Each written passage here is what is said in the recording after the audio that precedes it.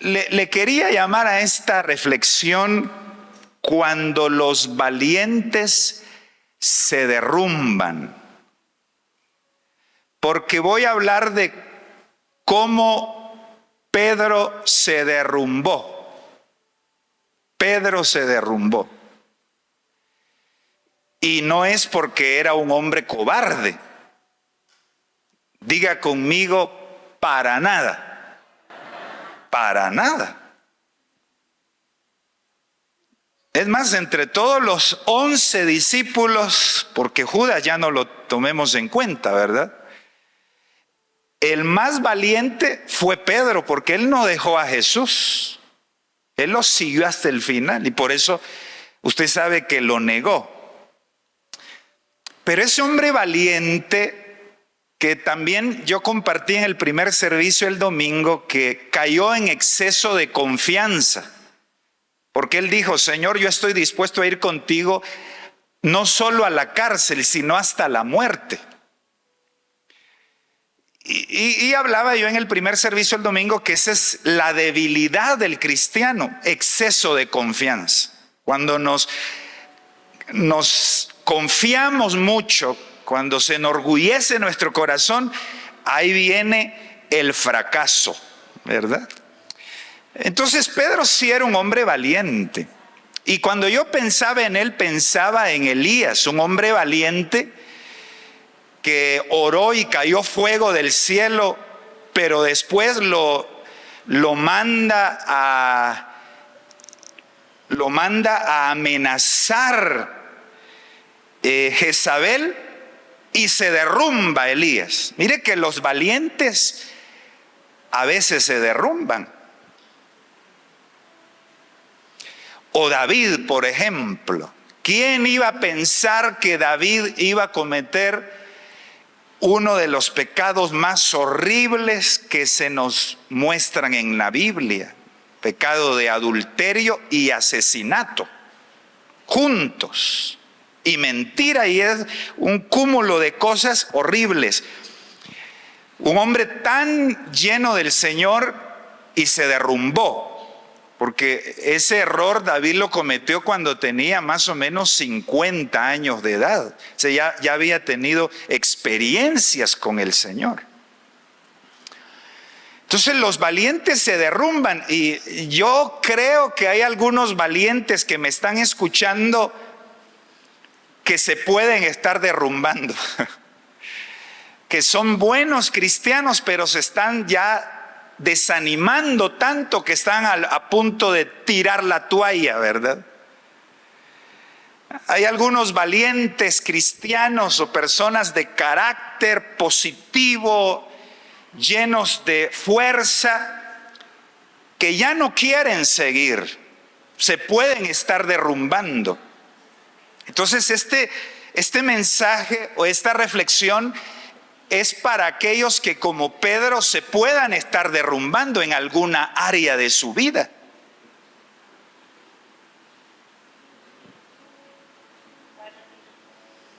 Bueno, ayúdenme, y los que están en casa también. Y usted me ayuda aquí también. Y dígale al que está a la par, no hay que derrumbarse.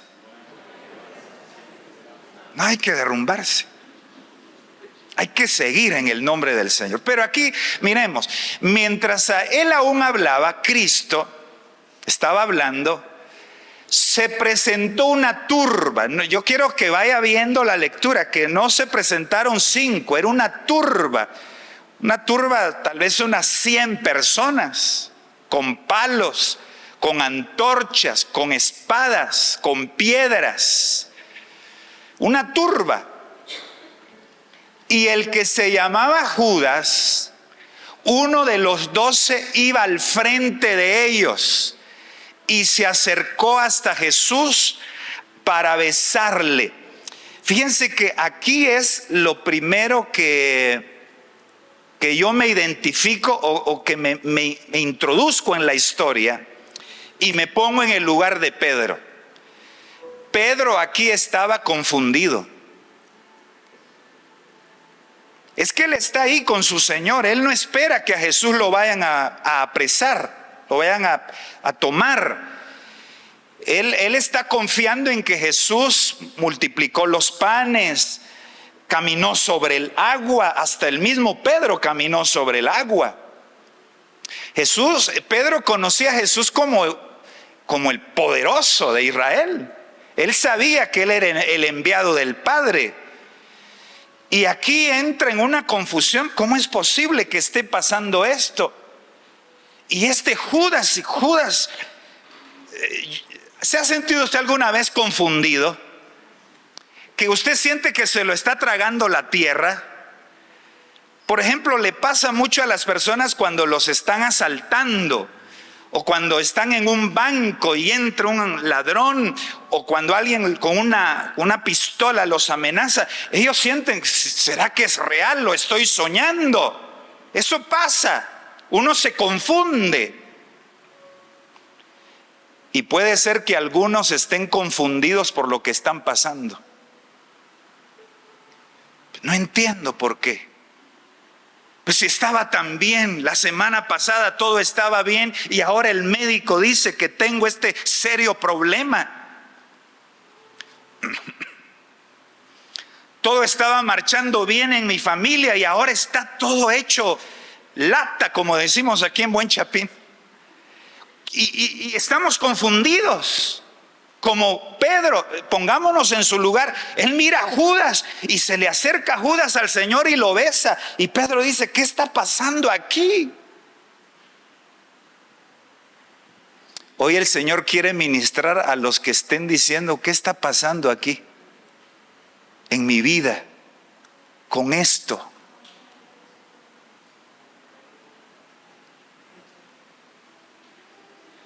Amén.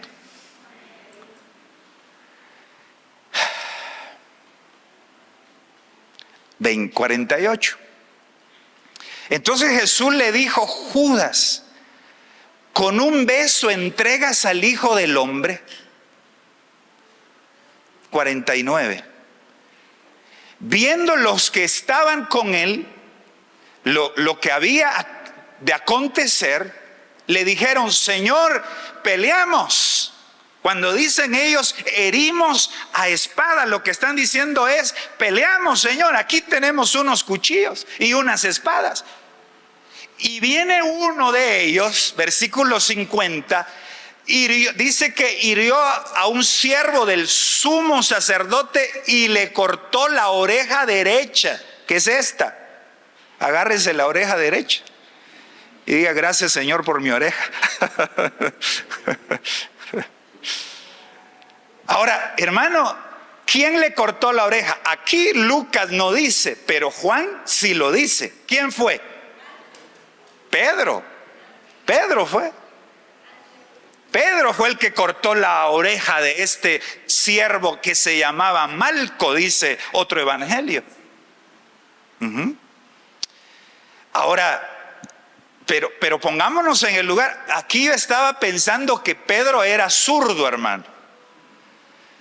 Porque si yo tengo a alguien enfrente y le tiro a la cabeza, no le voy a cortar la oreja derecha, le corto la izquierda, si soy derecho.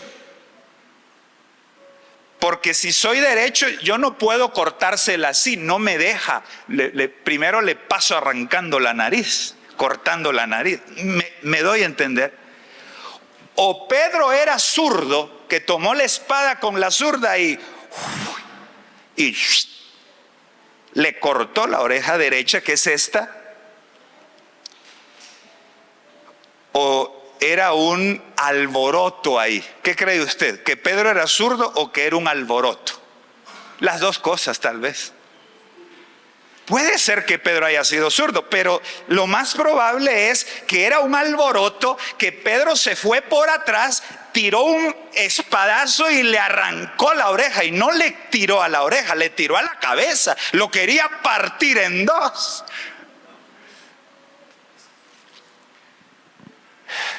¿Ha participado usted alguna vez en un alboroto? No, pastor, nosotros en la casa hemos sido bien tranquilos.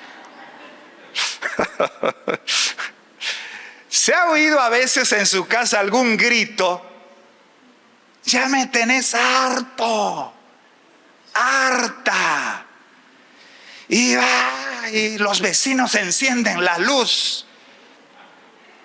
¿Qué pasa? Alboroto. Pues también hoy el Señor puede estarle hablando a alguien que se siente triste por el alboroto que se armó hoy en la mañana o en la semana pasada. Los alborotos son feos. Los niños llorando porque el papá está lastimando a la mamá. Y así era el alboroto acá. Y Pedro le cortó la oreja derecha y era una confusión.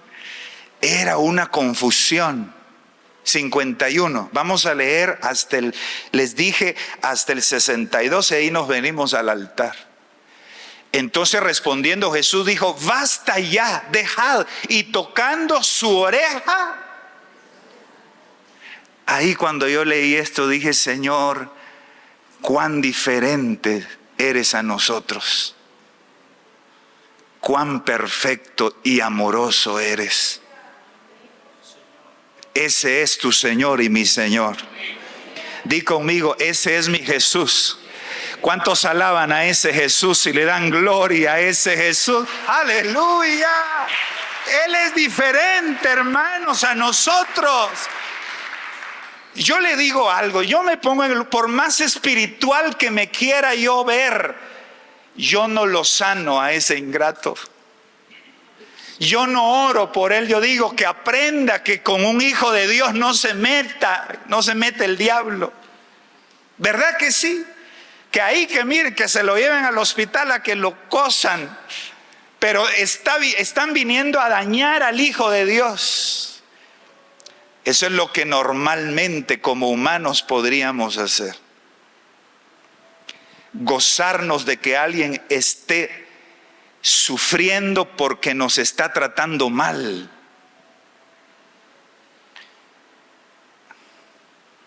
Pero Jesús es diferente. Y a Él le adoramos. Y usted puede haber cometido faltas y otros quieren cortarle la cabeza y otros lo están condenando, pero Jesús es diferente. Jesús lo quiere tocar y lo quiere sanar. No importa el error que usted esté cometiendo o haya cometido, porque Él quiere que nos arrepintamos de nuestros errores. Dejad. Y tocando su oreja, le sanó. Qué diferente es el Señor. ¿Qué tal si lo imitamos? Que aquellos que le estén haciendo daño, oremos por ellos. Que los que murmuran, nos critican, nos señalan o nos han hecho algún mal, que le pidamos a Dios que los ayude y que los bendiga. Porque eso es lo que el Señor nos manda, hacer como Él. 52. Y Jesús dijo a los principales sacerdotes, a los jefes de la guardia del templo y a los ancianos que habían venido contra Él: como contra un ladrón habéis salido con espadas y palos. 53. Habiendo estado con vosotros cada día en el templo, no extendiste las manos contra mí, mas esta es vuestra hora. Mire, ¿a qué horas ataca el enemigo? De noche. Jesús les está diciendo: de día estuve enseñándoles, pero nunca me atacaron, porque esta es la hora de Satanás. Satanás actúa de noche, no de día. Por eso Él les dice: es vuestra hora. A esta hora le gusta atacar al diablo, porque Él es el padre de las tinieblas. Eso nos muestra de que ahí estaba Satanás actuando. Y cuando tú estás pasando por una situación difícil, una enfermedad, ataques a tu mente, desánimos terribles, que tú estás confundido, ¿por qué me siento así? No descartes que puede ser una obra de Satanás, que es el diablo desanimándote, atacándote con furia. Jesús estaba enfrentando, hermano, a los demonios ahí. Él lo está diciendo, es vuestra hora y la potestad de las tinieblas. Entonces comprendamos a Pedro también. Estaba confundido, estaba en medio de un alboroto. Él no sabía qué estaba pasando. Se descontrola. Y está enfrentándose a la potestad de las tinieblas. Pasémonos al 54. Y prendiéndole, le llevaron y le condujeron a casa del sumo sacerdote, y Pedro le seguía de lejos. Ya vio que Pedro, sí, a pesar de su debilidad, era un hombre valiente, hermanos. ¿Quién más estaba ahí cerca de Jesús? Aunque sea de lejos, pero ahí estaba. Los demás se fueron. O sea, Pedro, la verdad es que era calidad, hermanos. Con su debilidad como nosotros, pero era calidad. Y ahí se fue a estar con Jesús, siguió de lejos a Jesús. Tengo que ver qué pasa con el Señor.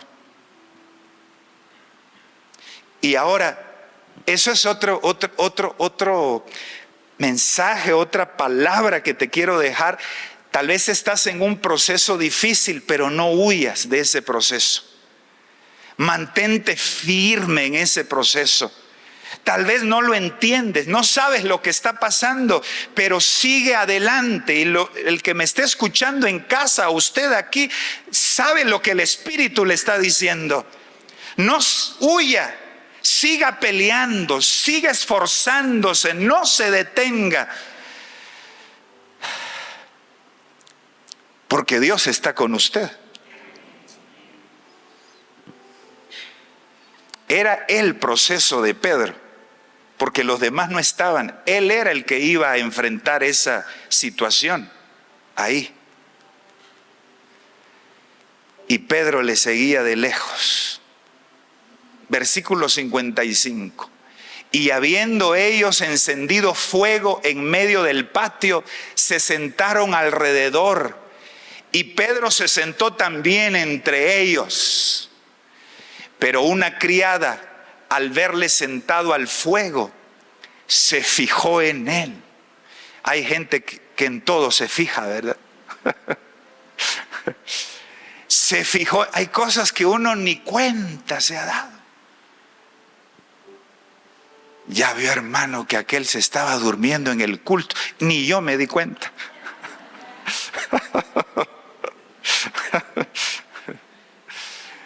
Y se fijó en él y lo vio. Y yo me imagino una muchacha, una mujer, una señora, no sé, una versión dice, o un evangelio dice que era una sirvienta joven. Se fijó en él y le dijo, también este estaba con él. Dijo, también este estaba con él. Versículo 57. Pero él lo negó, diciendo, mujer, no lo conozco.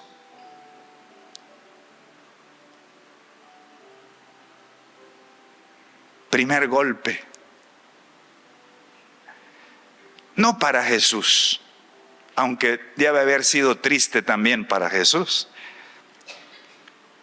Pero el primer golpe fue para el mismo Pedro. No lo conozco. Tal vez se le hizo aquí un nudo en la garganta.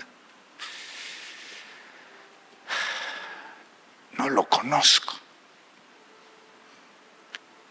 Pero ahí se quedó. No huyas en tu proceso. Sigue adelante, aunque la estés pasando mal. No dejes de buscar a Dios, de ir a la iglesia, de leer la palabra, aunque no entienda lo que esté pasando. Sigue adelante. Porque Pedro a la primera se pudo haber ido, pero no se fue. 58. Un poco después, viéndole otro, dijo, tú también eres de ellos. Y Pedro dijo: hombre, no lo conozco, no lo soy, no soy de ellos, no lo soy. Otro golpe. Sigamos, 59. Como una hora después, otro afirmaba. Y yo cuando pensé esto dije: viene una tras otra. ¿Y no a veces has experimentado una tras otra tú? Una mala noticia, un problema. No ha pasado ni un mes cuando vuelves a enfrentarte a un problema. Y como decimos, nos llueve sobre mojados, sobre mojado.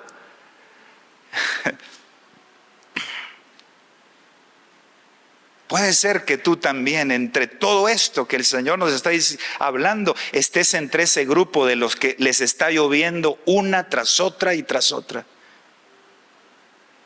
Un despido, luego enfermedad en la casa, luego les piden la casa donde alquilan, una tras otra.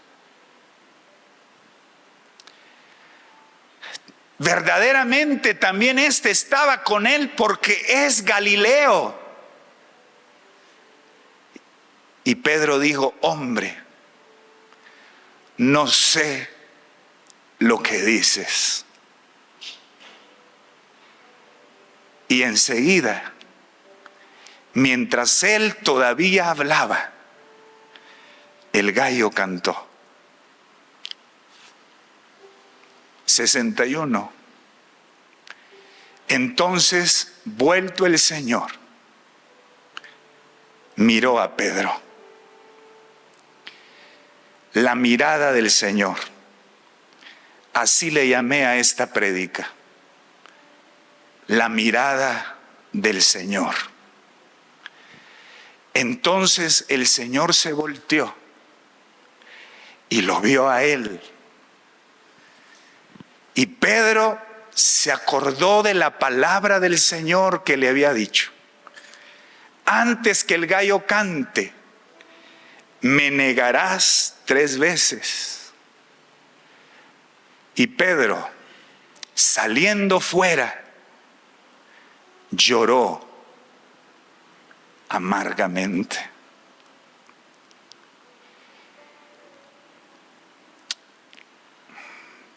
La mirada del Señor nunca fue para condenarlo. No, porque Jesús sabía y ya se lo había dicho. Jesús ya se lo había dicho. Y yo lo compartí el domingo en el primer servicio. Pedro, Satanás os ha pedido para zarandearos como a trigo.